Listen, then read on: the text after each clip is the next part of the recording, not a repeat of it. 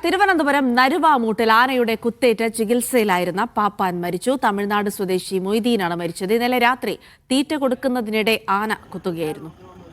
Sijo V John വിവരങ്ങൾ നൽകും. സിജോ, ഇന്നലെ രാത്രിയാണ് ഈ ആനയുടെ ഭാഗത്തുനിന്നുള്ള അതിക്രമം ഉണ്ടായത്. എന്താണ് സംഭവിച്ചത്?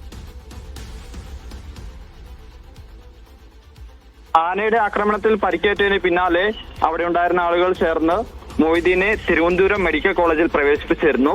അതീവ ഗുരുതരാവസ്ഥയിലായിരുന്നു. സർജറി ചെയ്തിരുന്നു. പക്ഷേ ജീവൻ രക്ഷിക്കാൻ സാധിച്ചില്ല. ഇന്ന് പുലർച്ചെയോടെയാണ് മരണം സംഭവിച്ചിരിക്കുന്നത്. ഇപ്പോൾ മെഡിക്കൽ കോളേജിൽ തന്നെയാണ് മൃതദേഹമുള്ളത്. അല്പസമയത്തിനകം തന്നെ മറ്റു നടപടികൾ പൂർത്തിയാക്കി ബന്ധുക്കൾക്ക് മൃതദേഹം വിട്ടു നൽകുകയും ചെയ്യും. ഇന്നലെ രാത്രി 9 മണിയോടെയായിരുന്നു ആന ഇയാളെ ആക്രമിക്കുന്നത്. വയറ്റിനാണ് കുത്തേറ്റിരുന്നത്.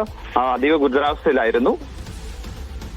ശരി, സിജോ വി ജോൺ ആണ് വിവരങ്ങൾ നൽകിയത്.